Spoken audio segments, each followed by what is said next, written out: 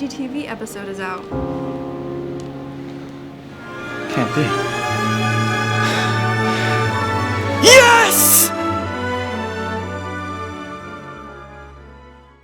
This week on BGTV, Jacob will feature a high school senior who discusses balancing his school and athletic careers. Vincent will cover how the winter season can bring an epidemic that people struggle with each year. And finally, Emma will highlight the high school's elective play courses. Hi, Wizards! Happy New Year! I'm Sophia. And I'm Fallon. And this is BGTV. Many students struggle daily with maintaining a balance between their academic and athletic commitments since both demand time, effort, and dedication. Jacob spoke with David Jordan, a high school senior who is on the varsity soccer and track teams, to see just how he handles the pressure.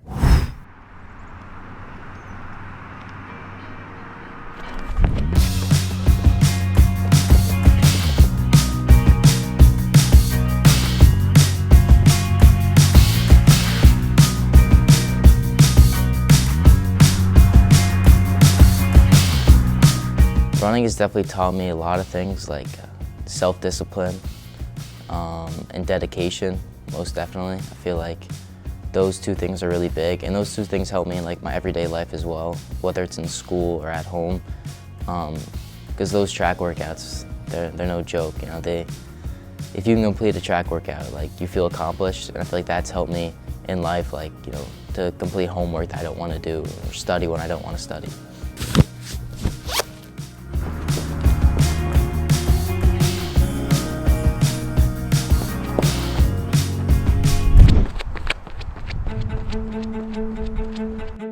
Freshman year was kind of rough because like COVID, so like we had to wear masks, and we didn't really have any like track meets, so it wasn't really like the full experience. But sophomore year, I feel like is when I really started to get into track, like sophomore year outdoor, because I didn't do indoor. I really kind of just fell in love with the sport almost, and some people who really motivated me. It was like Elijah Mallard. I got to see him run and like accomplish so much, and I really wanted that. So it is like a demanding, because sometimes like I'll have to miss like events I want to go to like get homework done or like to study, but that's kind of just like what life is. You have to sacrifice in order to enjoy the benefits of other things. Never give up, like always stay committed to the sport, because last year I was not running great times at all, to be completely honest, in indoor, and then outdoor I ended up running a very respectable time. It's gonna be hard, but you just have to make some sacrifices and just like make sure you're actually like paying attention in class and stuff. That's when you have to look to like your coaches, your teammates, your parents even. Like when I have a bad race, like a lot of my friends will come up to me, it's like, yo, it's just one race, get over it. So that's like the thing with like any sport really, you're gonna have bad games and you're gonna have good games. So you just have to leave the past in the past and just focus on the future, because that's the best way to get better.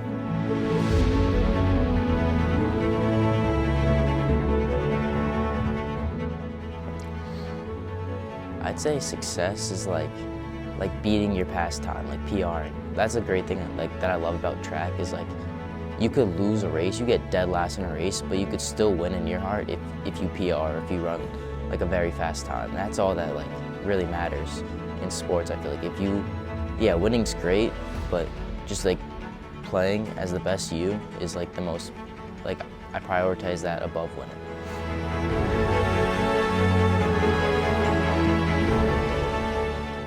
All right, David, thank you for coming out and answering some questions. Good luck with your season, man. Of course, thank you, appreciate it.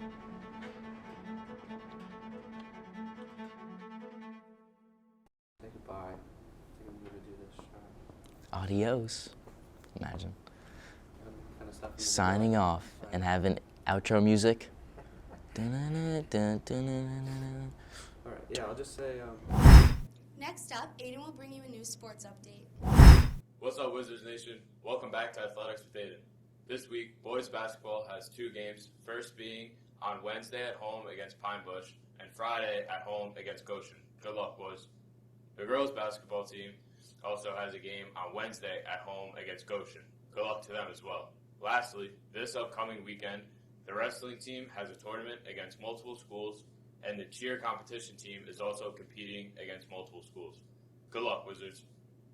This week, I got the chance to talk to two athletes from our girls indoor track and field 4x4 team who recently qualified for nationals on December 27th. Let's see what Sammy Muller and Lily Messler have to say about this accomplishment. Qualifying for nationals my senior year was definitely a very exciting point in our track career and in my track career. This is our second year going to nationals as this team, and I'm really excited for it. It feels honestly amazing to qualify because it's something that we've been working so hard for, and it's our senior year, so just go out with a good note and everything.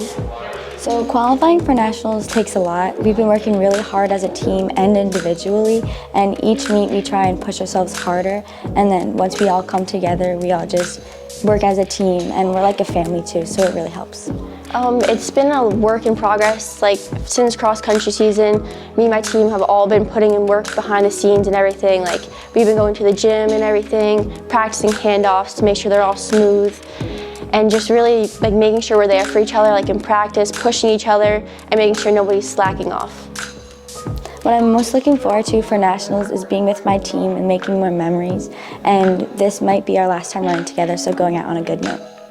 I'm most looking forward to being with my team, creating all these memories that will last a lifetime, and honestly just going to a meet where we're going to be with the best people in the state and in the country, and just pushing ourselves to our limits just to see what we can do. So our expectations for nationals is to run our best times into PRs so we can all get personal records. We want to drop our time a lot so we can try and get all Americans. Personally, I think we all put in the same amount of work, but I've been coming to the track on the weekends and everything, trying to practice and get better for my team. Congratulations to Sammy Muller, Lily Messler, Alexis Jones, and Olivia DiCarvello, and good luck on their trip to nationals. That's it for this week on Athletics with Aiden. See you next time. Go Wizards. Now for a quick commercial break.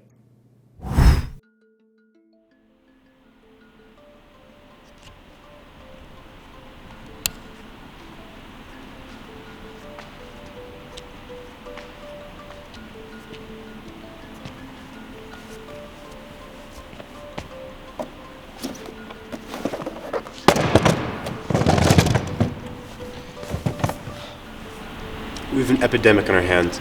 The sad part is, most people don't even realize it. The drug in question is caffeine, part of everyone's everyday life. Let's take a look. Caffeine, it's an addictive drug. Let's take a look at these subjects. This guy doesn't drink coffee. Look at that. Beautiful, 6'2", perfect specimen. Come on, it's sad. Sad, look at this. She drinks coffee. The effects are obvious. Let's keep going. Come on. 94% of adults drink caffeine, and 64% drink it on the daily. Can you believe that? I can. Despite what people think, there are adverse effects to caffeine. Anxiety, irritability, muscle twitches, and insomnia, they're all possible outcomes. It's just a matter of time and how much you're drinking. But what does all this mean? Should you cut out coffee completely? Well, no. Coffee, for the most part, is fine. The people who need to worry are the people who have pre-existing health conditions, specifically around the heart area. But for most people, just don't drink more than the daily recommended amount. You should be fine. Keep going to your Starbucks, keep going to your Dunkin', and I guess be safe. Thank you. Thank you. Here are this week's announcements. Physicals will be available for all sports, 9th and 11th grade, and working papers. Get your sports physicals done early. Come to the health office and see when your physical expires, and if you need a physical, sign up. First come, first served. The Literary Magazine Club is looking for art and writing submissions for the theme of mystery. Anything from short stories, poems, and drawings to riddles, and photos that spark your curiosity can be sent to Miss Bach, Miss Rubenstahl, or Violet Chang to enter the magazine. The mysterious piece may win a prize.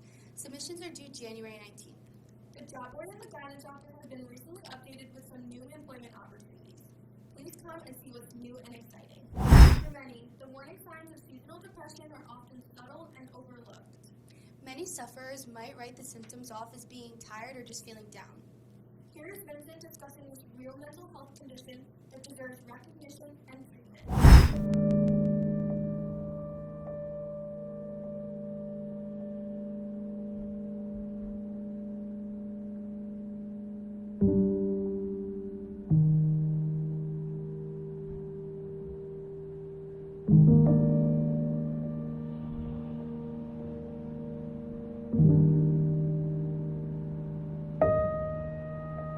Seasonal affect disorder, also known as SAD, is actually a mood disorder that plays into people's frame of mind, their emotions, their mental state, mental health. And a lot of times people struggle because what happens is they start to produce, believe it or not, more melatonin in the wintertime because of lack of sunlight. So they become more sluggish, more fatigued, lack energy, all because of the lack of sunlight. Kind of like the acronym SAD, it's when you get really sad during the winter time. So it's lack of the sunlight, right? So we have limited sunlight, the weather's kind of, not the greatest. And so people start just feeling the effects of being outside, not having the sunshine, kind of like plants need sun to grow and thrive, but so do people. When people are not exercising enough or not getting enough natural vitamin D, what they'll start to do is they'll start to hold on to or grab more sugary type foods, because those sugary type foods will give them a sense of a feeling of happiness in an artificial way. I think just validating how my students are feeling, saying, yeah, it's gloomy out, and yeah, this is really kind of not fun, and it's, after school, maybe trying to get them to go outdoors more, on those few times where it is sunny, just go outside, bundle up, get yourself some fresh air, get outside a little bit, hang out with your friends, take your dog for a walk. Also just knowing that it's okay to be cozy. We always talk about hibernating, right, in the winter. And I think we as people need to do that. So maybe in your rooms, maybe have special candles that you light, or different songs, or super cozy socks, or soft blankets. Anything that just gives you comfort will really help you kind of get through this season. So in my class, a lot of times what I'll do is I'll do a fitness and nutrition unit during this time, where I'll get them outside and get them some sunlight early in the morning. Or what we do a lot of times as well is we'll design a fitness plan that will help them to learn activities that they can do in the winter time or all year long that can get them moving and active to build those natural endorphins or that sense of serotonin to help our mood and our energy levels. And the nutrition unit as well, what I'll do is I'll coincide the two. And with the nutrition unit, a lot of times what we'll do is I'll teach them how to substitute those sugary foods for more nutritious foods like vegetables and fruits, and a lot of other variety or array of foods that they probably never even heard of or thought of that can really boost their mood and energy in a really healthy, positive way. They could also make a point to have lunch dates or go to the gym with somebody who's a friend who they can socialize with, even family members and such. So try to connect with people on a personal level. That'll boost their self-esteem, that'll boost their mood, and help them to overcome the lack of sunlight or lack of energy they're experiencing because of the weather. It's just knowing that we're kind of all feeling it. Just some people feel it very deeply.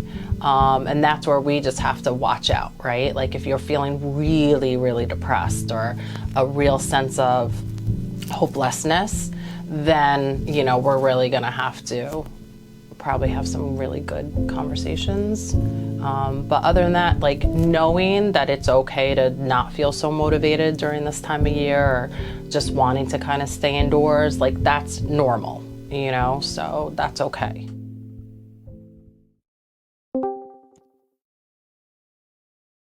The first time that I noticed any signs of seasonal depression was definitely after I noticed signs of normal depression. I knew that I had it maybe almost a few years before, but I definitely can tell when you're feeling worse over winter seasons.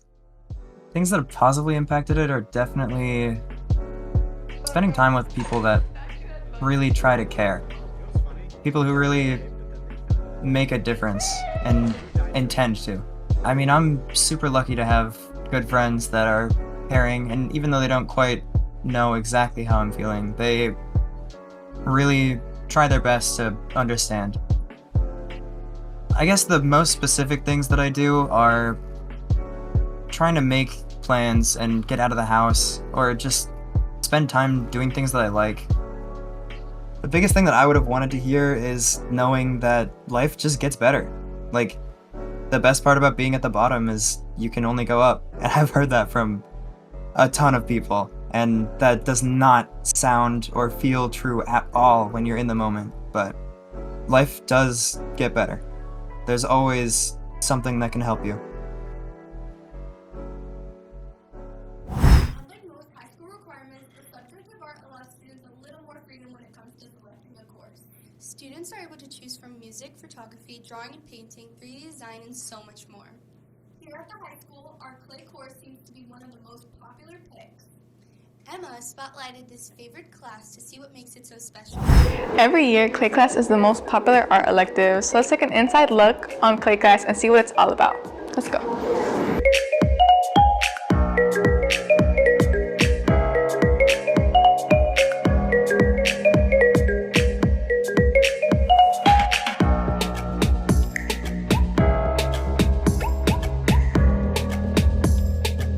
Do you think clay is the best way to express yourself?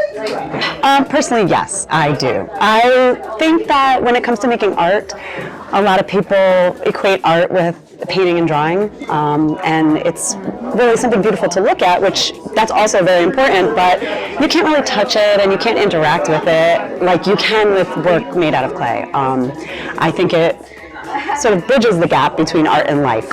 So how did you feel to take on the role of a clay teacher? It's interesting. It's definitely interesting because it's hard to go all the way back to the beginning, to sort of undo everything that I know and approach the material as if I know nothing. So I know your students are getting back on the pottery wheel. How do you feel about that? It's exhausting.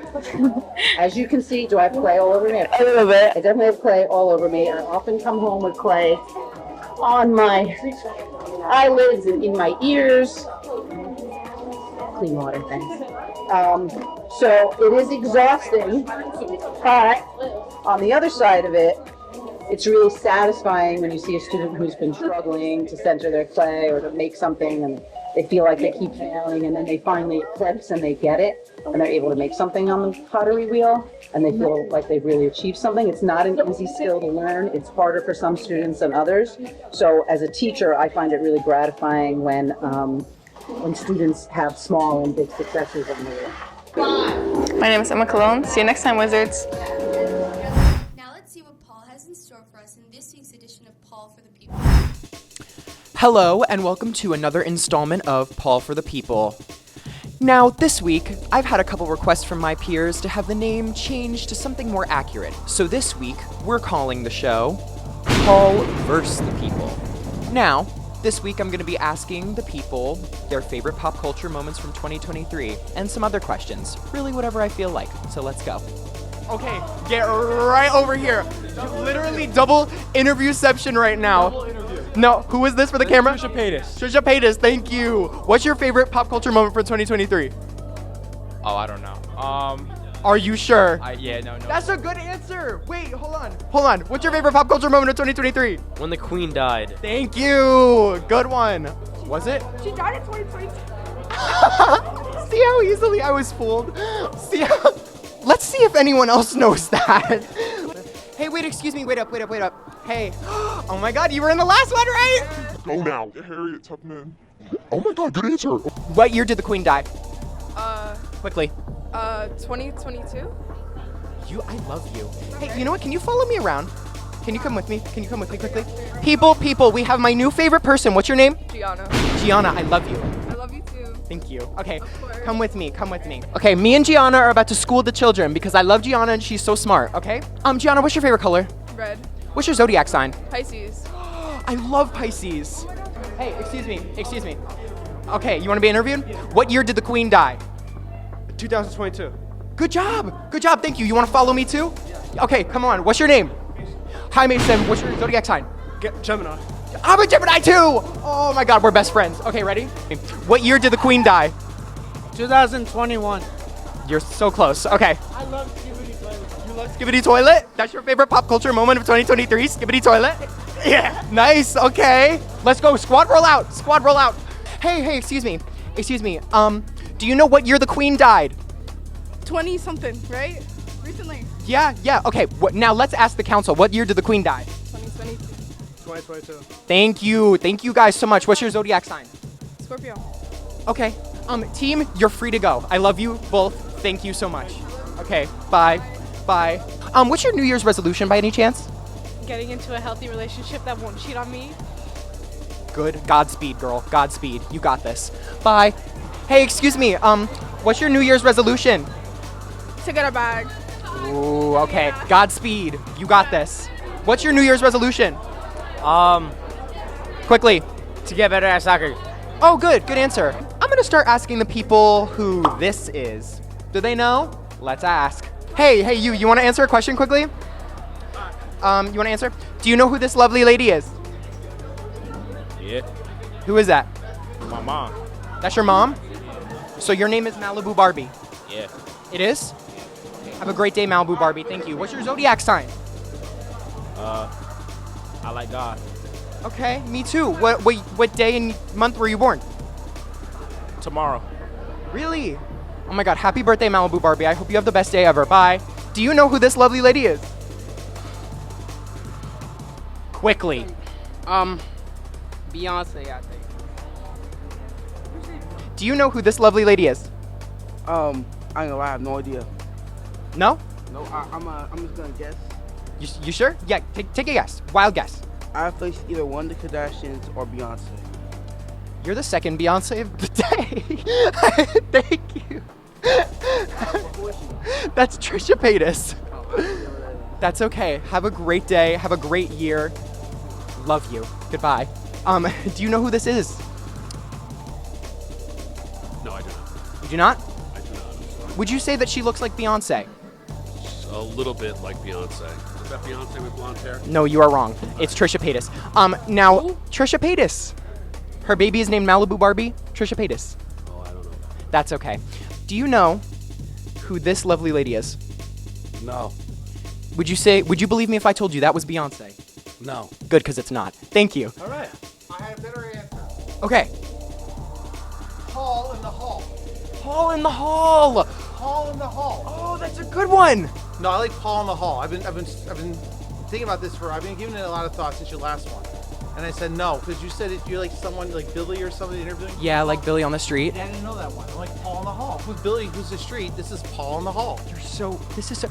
Ladies and gentlemen, you heard it here first. The people watching, it's now Paul in the Hall. All right, I'm glad that helped. Thank you. Can I ask you a question quickly though? Oh yeah. Can you solve a history mystery with me? I know you're a math teacher. Math teacher.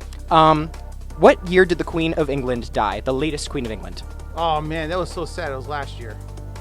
Not quite. What do you mean? It was 2022. My daughter dressed up as her. It was very sad. I have a picture. Thank you so much for watching this week's episode of Paul in the Hall. Now you know what year the Queen died. I didn't. That's all for this week, Wizards. Make sure to check out the Wizard Weekly and #WizardNation podcast using the link below. I'm Sophia. And I'm Fallon. And this is BGTV. See you next week, Wizards.